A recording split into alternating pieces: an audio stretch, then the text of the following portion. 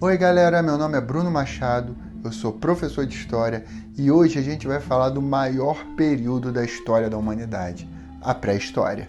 A primeira coisa que a gente tem que fazer é pensar sobre o termo pré-história e lembrar que ele foi convencionado para descrever um período antes do aparecimento ou da criação da escrita, um período que vai de 2,5 milhões antes de Cristo até 4.000 antes de Cristo, onde se inicia a Idade Antiga. Então, durante anos, convencionou-se que só era possível estudar história através de registros escritos. Contudo, mais recentemente, os historiadores abandonam esse conceito em detrimento de outro, onde qualquer intervenção do ser humano no mundo que o cerca é possível de ser usado como documento histórico.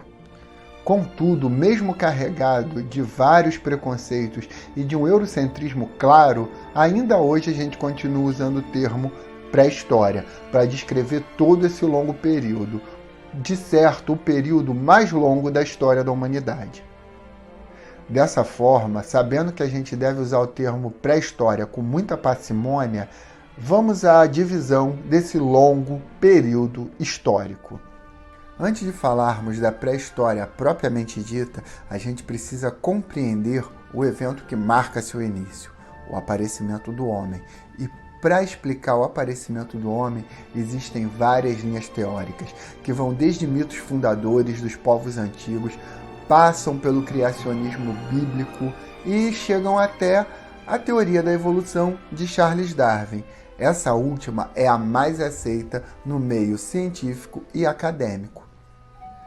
Ainda no século XIX, os naturalistas ingleses Charles Darwin e Alfred Wallace concluíram que os seres vivos mais bem adaptados ao meio ambiente são os que sobrevivem e dessa forma conseguem passar geneticamente essas adaptações a seus descendentes.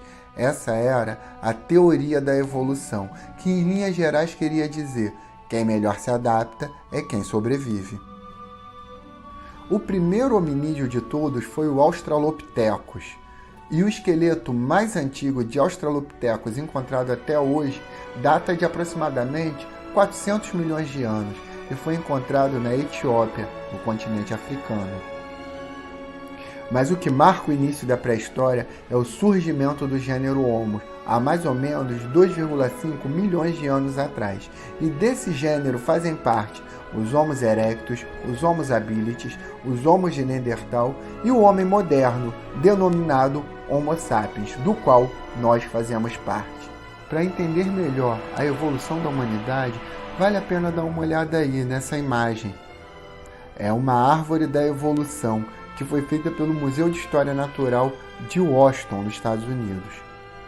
Agora sim, a gente pode falar da pré-história da humanidade. Nesse período, o homem ainda estava se adaptando à natureza. Era nômade, não tinha habitação fixa, vivia da caça, pesca e da coleta, e a necessidade de encontrar esses itens é que definiam aonde ele ia ficar. E pelo caráter nômade, é nesse período que o homem se espalha por todo o globo, como a gente pode ver nessa figura aí. A rota de expansão da humanidade começa na África, vai para a Europa, ganha a Ásia e logo chega às Américas, tomando todo o globo. Nesse período, a gente deve destacar a produção humana, não só de utensílios para o dia a dia e sua sobrevivência, como lanças e outras armas, mas elas também ganham um caráter simbólico.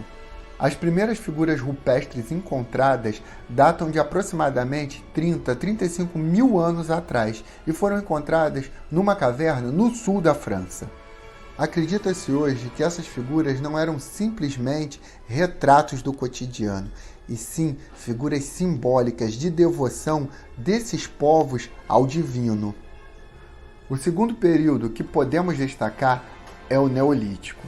Ele é marcado pelo fim do nomadismo e início do sedentarismo, ou seja, a humanidade começa a se fixar em alguns lugares. Isso quer dizer que o homem passa a dominar a agricultura e a pecuária para sobreviver. Uma observação: O primeiro animal domesticado pelo homem foi a vaca e não o cachorro, como todo mundo acredita. O grande centro dessas mudanças é o Oriente Próximo, ali onde nascerá a civilização mesopotâmica, da qual falaremos mais à frente.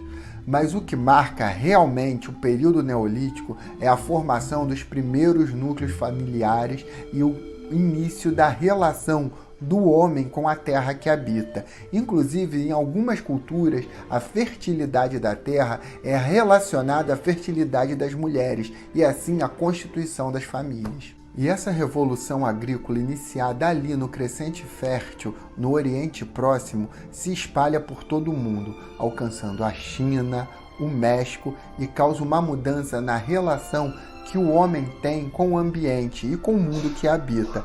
O homem começa aí a definir a relação entre a terra, seu trabalho e sua produção. Relação essa que permanece até os dias de hoje e define grande parte de sua existência. Mas isso fica para depois. Beijos e até a próxima!